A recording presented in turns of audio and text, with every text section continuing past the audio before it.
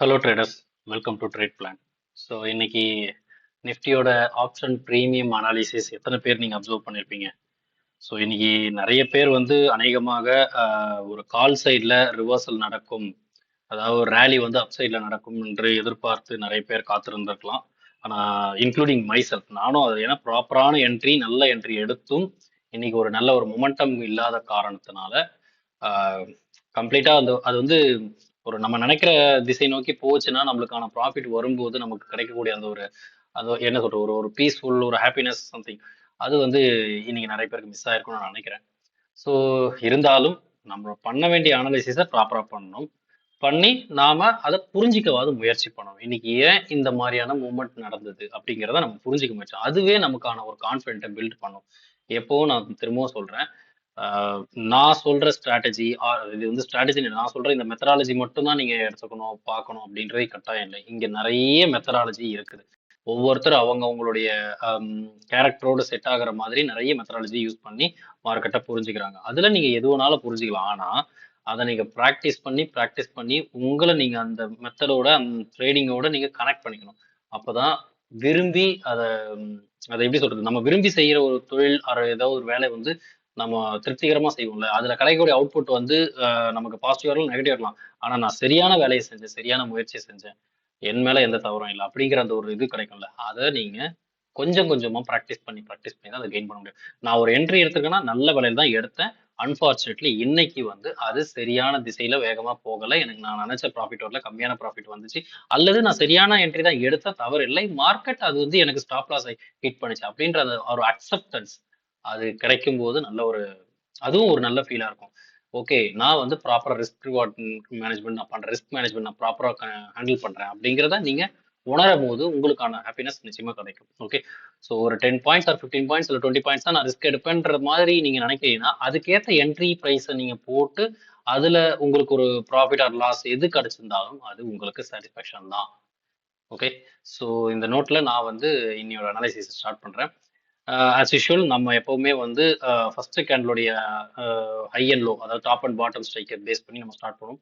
அந்த வகையில் இன்னைக்கு வந்து ஒரு ஒரு ஒரு கிட்டத்தட்ட அது ஒரு கண்டினியூட்டி பேட்டர்ன் தான். ஸோ கிட்டத்தட்ட பார்த்தீங்கன்னா அதே 950 ஸ்ட்ரைக் டாப் ஆகவும், பாட்டம் வந்து ஒரு ஆல்மோஸ்ட் லோ வந்து 25,881.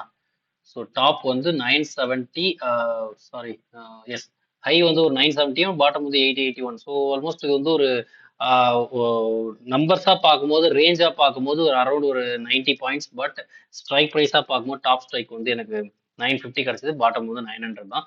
ஆனால் ஒரு நல்ல ஒரு ஸ்ட்ராங்கான பியரிஷ் கேண்டல். ஸோ அந்த அடிப்படையில் நம்ம ஸ்டார்டிங்கே நம்ம வந்து டைரக்டா 950ல இருந்து ஆரம்பிக்கலாம். ஸோ 950 பார்த்தீங்கன்னா அரௌண்ட் 950 கால் அண்ட் 950 போட்டு இதுல இருந்து நம்ம ஸ்டார்ட் பண்றோம் அனாலிசிஸை. நம்ம ப்ராசஸை சரியான முறையில நம்ம செய்யணும். அதுக்கப்புறம் அதுல வரக்கூடிய அவுட்கம் ரிசல்ட்டை பத்தி நம்ம கவலைப்படக்கூடாது. Okay, so first of all டாப்ல எப்பயுமே புட்டு தான் வந்து 10 பாயிண்ட் இருக்கும். ஸோ அந்த வகையில பாத்தீங்கன்னா ஃபர்ஸ்ட் கேண்டலோடைய ஹை பாத்தீங்கன்னா 127.6. ஸோ 128 கூட வச்சுக்கலாமா, 128 அதை நீங்க பிளாட் பண்ணீங்கன்னா, சாரி, 128, எஸ், 128 பிரேக் பண்ணி க்ளோஸ் ஸ்ட்ராங்கா வச்சிருக்கு. அதே மாதிரி இதனோட லோ ஆப்வியஸா அங்க பிரேக் ஆயிடுச்சு, லோ வந்து 117. ஸோ இதனுடைய 117ன்ற அந்த லோவை இங்க மார்க் பண்றேன். இதுதான் நமக்கு ட்ரெண்ட் பாயிண்ட் லோவாகவும் கிடைச்சது. ஸோ இது 117 பிரேக் ஆயிடுச்சு. ஸோ ஆஸ் பர் நம்மளோட கான்செப்ட் படி ட்ரெண்ட் பாயிண்டா 950 புட்டு வந்து இருக்குது. ஸோ இப்போ இந்த 950 புட்டு வந்து ட்ரெண்ட் பாயிண்ட்னா நெக்ஸ்ட் ஆப்பன் நம்ம எங்க போவோம், 900, which is bottom strike.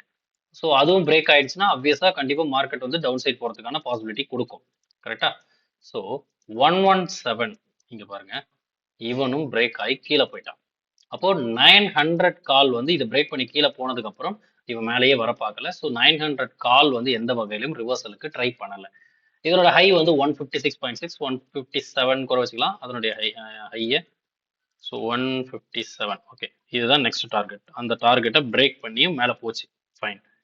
Next வந்து 850 கால், நெக்ஸ்ட் டார்கெட், நெக்ஸ்ட் லெவல் வந்து 850. ஸோ இப்போ வந்து ஃபர்ஸ்ட் கேண்டலோட ரெஃபரன்ஸ் கேண்டில் வச்சு நம்ம பாட்டம் ஸ்ட்ரைக் வந்து பிரேக் ஆயிடுச்சு, அடுத்த பாட்டம் ஸ்ட்ரைக்கா கன்வெர்ட் ஆயிடுமா, அடுத்து வந்து கொஞ்சம் இன்னும் பாட்டம்ல கிடைச்சிருக்கு, 850 கிடைச்சிருக்கு. ஸோ இதனுடைய ஹை பார்த்தீங்கன்னா அரௌண்ட் ஒரு 169.8, 170 வச்சுக்கலாமா. அந்த 170ய இவன் காலையில ரொம்ப நேரம் ஆச்சு. அது டச் வந்து பிரேக் பண்ணி மேல போகவே முடியல. அப்படி மேல போக முடியாத சூழ்நிலையில நம்மளால ஒரு விஷயத்த புரிஞ்சுக்க முடியும். 850 தாண்டி கீழ போகுறது ரொம்ப ரொம்ப கஷ்டம்ன்றது. இதனுடைய trend point low as usual நம்ம பிளாட் பண்ணுவோம். அந்த ட்ரெண்ட் பாயிண்ட் லோ பார்த்தீங்கன்னா 117. 117 நான் இங்க பிளாட் பண்ணிட்டேன். இந்த 117 பாருங்க, ரொம்ப நேரமா இவன் ஹோல்டு பண்ணிட்டே இருந்தான். ட்ரை பண்ணிட்டே இருந்தான். ஈவன் கீழே போறது, மேல வர்றது, கீழே போறது. இந்த இடத்துல பாத்தீங்கன்னா 850 கால் வந்து தன்னுடைய சொந்த ஆப்போனண்டான 850 புட் எடுத்துக்கலாமா இப்போ? 850 புட். அந்த புட்டுடைய ஃபார் எக்ஸாம்பிள் இந்த ஸ்விங் லோவை பார்ப்போம். இந்த நேரத்தில் வச்ச ஹை பார்த்தீங்கன்னா அரௌண்ட் 117.35. ஸோ எக்ஸாக்டா 117 சொல்லணும் சேம் இதே வேல்யூ தான். ஸோ இது ஹையும் ஆப்போனண்டோட ஹையும் இங்கே தான் வருது.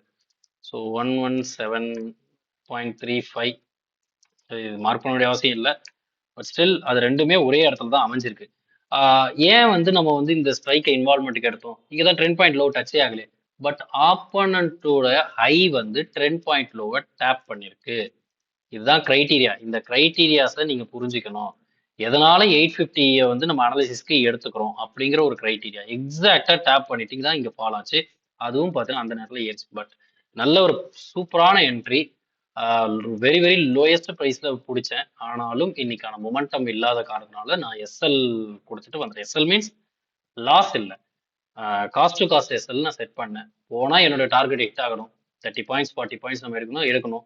இல்லைன்னா நம்மளுடைய cost to cost SL hit ஆகணும் அப்படின்ற அடிப்படையில் இன்னைக்கு ஃபர்ஸ்ட் ட்ரேட் வந்து இப்படிதான் எக்ஸிக்யூட் ஆகி முடிஞ்சது தான் நான் உங்களுக்கு குரூப்ல கூட கொடுத்துருந்தேன். ஓகே, ஸோ ஃபர்தரா பார்த்தீங்கன்னா அவன் கீழே போனும்போது ஸோ ஓகே இந்த இடத்துல பார்த்தீங்கன்னா ஆப்போனன்ட் ஹைக் மேலே ட்ரெண்ட் பாயிண்ட் லோவா மேபி நீங்க இதை எடுத்துக்கலாம். 850 கால் வந்து ட்ரெண்ட் பாயிண்ட் ஸ்ட்ரைக்கா கால் சைடுக்கு. பட் அது இமிடியட்டா அது பிரேக் ஆயிடுச்சு. இமிடியட்டா பார்த்தீங்கன்னா அவனோட லோ வந்து இமிடியட்டா அடுத்தடுத்த ஒரு ஃபால்ல பிரேக் ஆயிடுச்சு. அப்போ நாம 850 கால ட்ரெண்ட் பாயிண்டா கன்சிடரேஷனுக்கு வந்து வச்சுட்டு இருக்க முடியல. பட் இன்ட்ராடே லோ ஆப்போனண்டோட ஹை பார்த்தீங்கன்னா 117. அந்த 117 கீழே போனது வந்து எக்ஸாக்டா சொல்ல போனா 1130. இந்த 1130க்கு கம்ப்ளீட் ஃபெயிலியர். ட்ரெண்ட் பாயிண்டோட ஃபெயிலியர் கம்ப்ளீட் ஃபெயிலியர் தான் இது அர்த்தம். ஓகே, ஸோ அதுக்காக நாம வந்து 850க்கு அப்புறம் 800க்கு போலாமா அப்படின்னா அதுவும் இல்லை. ஏன்னா அவன் வந்து எங்கேயோ இருக்கிறான் அந்த டைம்லலாம். அதாவது அந்த மார்னிங் டைம்ல வந்து 117 அவன் டச் பண்ணுவான். ஈவன் இந்த பாருங்க ஈவினிங் தான் ஒரு லாஸ்ட் ரேலியில் தான் இது நான் டச்சே ஆச்சு. அப்போ 850 800க்கும் நம்மளால போக முடியாது. ஸோ ஸ்டில் 850 தான் இது ஹோல்ட் ஆச்சு. ஓகே, ஸோ நெக்ஸ்ட் இமீடியட்டா நம்ம என்ன பண்ணோம்? ஆஸ் யூஷுவல் நம்மளுடைய ஃபர்ஸ்ட் இனிஷியல் ட்ரெண்ட் பாயிண்ட் ஸ்ட்ரைக்கான 950 புட்ல தான் நம்ம பிளேஸ் இருக்கணும். ஸோ இங்க பாருங்க இவனும் தன்னுடைய குவாலிஃபிகேஷன் இதுதான் ஃபர்ஸ்ட் சேம் ஸ்ட்ரைக்கோட ஹையை வந்து பீட் பண்ணி குவாலிஃபை ஆனது. அதையே இவன் லூஸ் பண்ணல. இதனோட ரிஃப்ளெக்ஷன் தான் மார்க்கெட் வந்து 950க்கு எபவும் போக முடியாது. இன்ஃபேக்ட் 900 எபவே போக முடியாதுன்றத நம்மளால வந்து 900 காலுடைய சார்ட்டை வச்சு தெரிஞ்சுக்க முடியும். ஏன்னா கடைசி வரைக்கும் அவன் ட்ரெண்ட் பாயிண்ட் லோக்குள்ள போகவே இல்லை. அப்போ 900க்கு மேலேயும் சஸ்டெயின் ஆகாது, கீழே 850க்கு கீழேயும் போக முடியல. இந்த சினாரியோ தான் இன்னைக்கு மாறிச்சு. இது கொஞ்சம் கொஞ்சம் கொஞ்சமா அப்படியே சுருங்கி கிட்டத்தட்ட வந்து ஒரு 850க்கும் 875க்கும் இடையில அப்படிங்கிற ரேஞ்சில் நமக்கு மார்க்கெட் ட்ரேட் ஆச்சு. இது வந்து வேற சில அனாலிசிஸ் மூலயமா நம்மளால அப்சர்வ் பண்ணிக்க முடியும். ஸோ ஃபைனலா நான் என்ன சொல்ல நினைக்கிறேன்னா மார்க்கெட் இன்னைக்கு வந்து ஒரு ஹெவி சைட்வேஸ்ல இருந்துச்சு. ஈவன் தோ புட்டு வீக்கனா இருந்தும் காலால பெர்ஃபார்ம் பண்ண முடியலை. இதுதான் actual reason. So actual reason அதனால தான் நடந்தது. 850 தான் வந்து ஹெவி ஃபைட்டை கொடுத்தது. 850 கால் அண்ட் புட் தான் ஹெவி ஃபைட் கொடுத்தது. இன்ஃபேக்ட் நீங்க ஓப்பன் இன்ட்ரெஸ்ட்லாம் பார்க்குற பர்சன்ஸ்லாம் இருந்தீங்கன்னா நீங்க அதை பார்த்தாலும் தெரிஞ்சிருக்கும். 800 அண்ட் 850 இதுதான் ரொம்ப நேரமா ஓப்பன் இன்ட்ரெஸ்ட்ல அதிகமாச்சு. நம்ம பார்க்கறது இல்லை, ஆனா இது சார்ந்த ஒரு ஒரு அவேர்னஸ் வீடியோ நமக்கு வந்து ஒரு வீக்கெண்ட்ல நம்ம கொடுக்குறோம். ஒரு லைவ் செஷனா வச்சு கொடுக்கலாம். இன்னைக்கு ஒரு நான் மெசேஜ் போட்டிருந்தேன். Apart from our mathematical analysis, இந்த மேத்தமெட்டிக்கல் அப்ரோச் ஆஃப் அனாலிசிஸ் தவிர்த்து ஒரு அவுட் ஆஃப் சிலபஸா நம்ம எதெல்லாம் பார்க்க மாட்டோம்னு சொன்னோமோ அதுலலாம் நம்ம எதை வந்து பயன்படுத்தலாம், அதாவது ட்ரேடுக்காகவோ ட்ரேடு என்ட்ரிக்காகவோ இல்ல கன்ஃபர்மேஷனுக்காகவோ எதுக்குமே கிடையாது. Just information. தெளிவா புரிஞ்சுங்க. நாம ஒரு இன்ஃபர்மேட்டிவா எதை யூஸ் பண்ண முடியும். இன்ஃபேக்ட் நிறைய பேர் வந்து இந்த மொமெண்டம் ஸ்பீடு எப்படியா புரிஞ்சுக்க முடியுமா, அதாவது ஒரு ரேஞ்சை தெரிஞ்சுக்க முடியுமா அப்படின்லாம் யோசிக்கிறாங்க. அது மாதிரியான ஒரு தரவுகளை நம்ம வந்து அந்த இன்ஃபர்மேஷன் எடுத்துக்கலாம். ஸோ இது சார்ந்த ஒரு வீடியோவை நம்ம வந்து முடிஞ்ச இந்த வீக்கெண்டில் ட்ரை பண்ணுவோம். ஸோ அது உங்களுக்கு ஒரு உண்மையிலேயே ஒரு ஒரு யூஸ்ஃபுல்லாவே இருக்கும். நான் நிச்சயமா அதை கொடுக்குறேன். ஓகே. ஸோ இது வந்து இது வரைக்கும் நமக்கு தெளிவா புரிஞ்சு போச்சு. மார்க்கெட் வந்து ஒரு நல்ல ஒரு ரேஞ்ச் பவுண்டுக்குள்ள மாட்டிச்சுன்னு சொல்லிட்டு. 850 கால் அண்ட் 850 புட்டு தான் ஆக்சுவல் பிளேயர்ஸ் அந்த டைமிங்ல அட் த மணி பிளேயர்ஸா இருந்தாங்க. இதுல பாத்தீங்கன்னா 117 இது வந்து 117. இந்த 117க்கு கீழே புட்டு ஃபுல் அண்ட் ஃபுல் 117க்கு கீழேயே தான் இருந்துச்சு. ஓகே. ஸோ இங்க கால் மட்டும்தான் வந்து அதை கேப்சர் பண்ண முடியாம அவஸ்தைப்பட்டது. ஓகே. ஸோ இந்த இடத்துல ஒன்ஸ் அகைன் 850 புட்டு பெர்ஃபார்ம் பண்ணதுக்கான ரீசன் வந்து ஆக்சுவல் ட்ரெண்ட் பாயிண்ட் வந்து 950 கொடுத்த சப்போர்ட்னால தான்.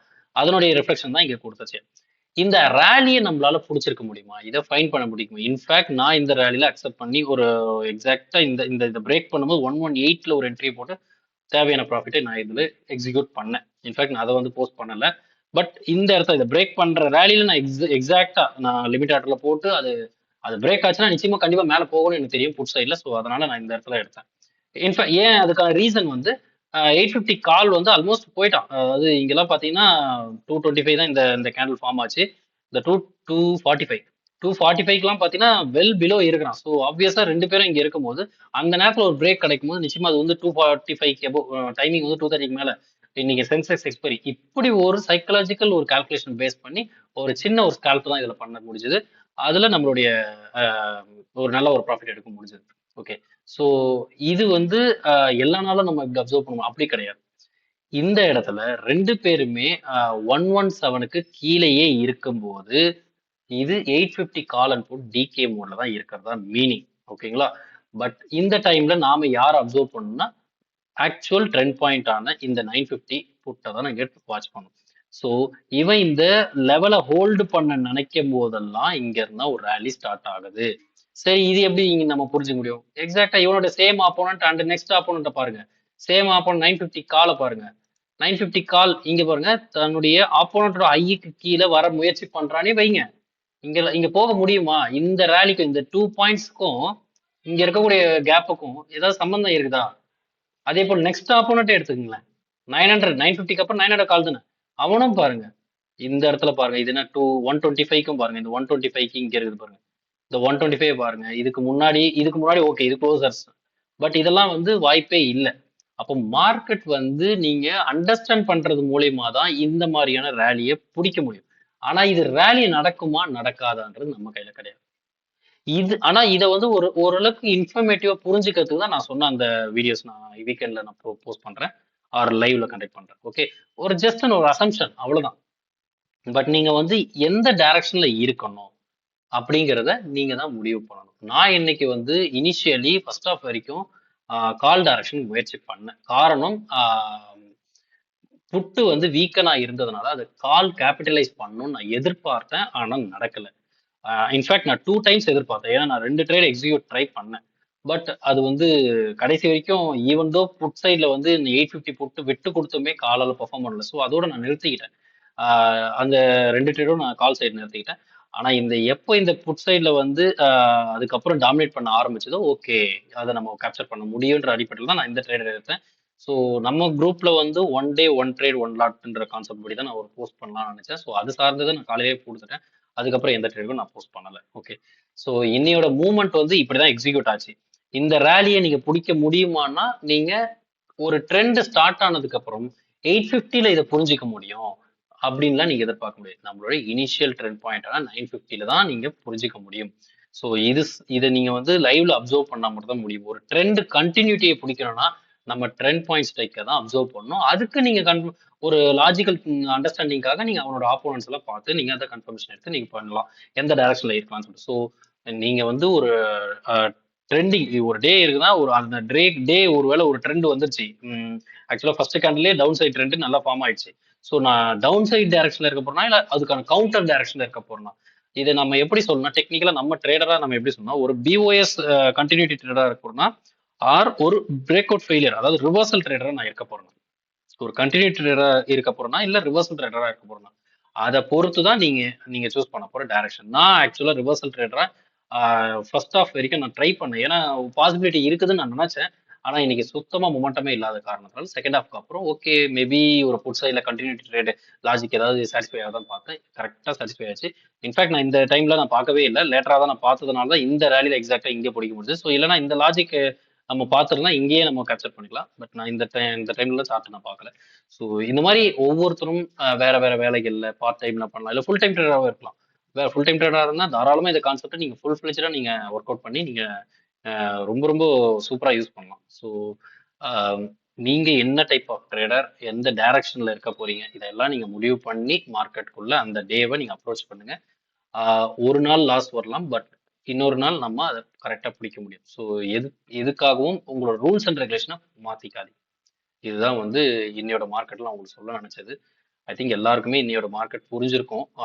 ரொம்ப வேகா இருந்துச்சு. காரணம் ரொம்ப டிகே 850 கால் போட்டு வந்து சோதிச்சுட்டாங்க. ஃபைன். ஒரு சில நாட்கள் இப்படிதான் இருக்க தான் செய்யும். அதை நம்ம அக்செப்ட் பண்ணிக்கிட்டு தான் நம்ம மூவ் ஆன் ஆகணும்.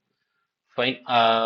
இன்ஃபேக்ட் இந்த சின்ன புல்கோரம் பார்த்தீங்கன்னா 800 கால் வந்து எக்ஸாக்டா அந்த ட்ரெண்ட் பாயிண்ட்டை டச் பண்ணும்போது அவனோட ஆப்போனண்ட் வந்து சம்மந்தமே இல்லாத இடத்துல இருக்கும் பட்சத்துல அது வந்து அமைஞ்சது பாருங்க.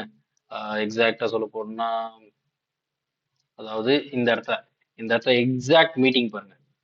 மீட் ஆன உடனே அவன் விழுந்ததை மட்டும் பாருங்க. இதெல்லாம் வந்து நீங்க அப்சர்வ் பண்றதை பொறுத்து தான். இதோட லோ பார்த்தீங்கன்னா 112 எக்ஸாக்டா 112 பிரேக் ஆன உடனே ஒரு நல்ல ஃபால். பட் இப்பவும் பாருங்க புட் சைடுல விழுந்த மாதிரி கால் சைடுக்கு ஒரு மொமெண்டம் கிடைக்கல. அதுதான் உண்மை. இன்னைக்கு புட் சைடு வந்து நல்ல ஒரு டிகே தான் நடந்திருக்கு. ஆல்சோ கால் வந்து அந்த டிகே அந்த வீக்னஸை பயன்படுத்தி கால் வந்து பெர்ஃபார்ம் பண்ண முடியல. ஸோ நம்மளோட பாயிண்ட் ஆஃப் வியூல ரெண்டு பேருமே இன்னைக்கு வந்து ஒரு மொமெண்டம் இல்லாத ஒரு ப்ரீமியமா தான் இருந்துச்சு. ஈவன் தோ லைட்டா ஒரு சின்ன மொமெண்டம் வந்து புட் சைட்ல எண்ட் ஆஃப் த டேல கிடைச்சாலும் அது மேபி சென்செக்ஸோட எக்ஸ்பைரியோட தாக்கமா கூட இருக்கலாம். Maybe. Okay. So that's it. இன்னையோட வீடியோல இன்ஃபர்மேஷன் இவ்வளவுதான். மறுபடியும் நாளையோட அனாலிசிஸ் வீடியோல சந்திப்போம். Keep practising. தொடர்ந்து ப்ராக்டிஸ் பண்ணுங்க, லேர்ன் பண்ணுங்க. தேங்க்யூ.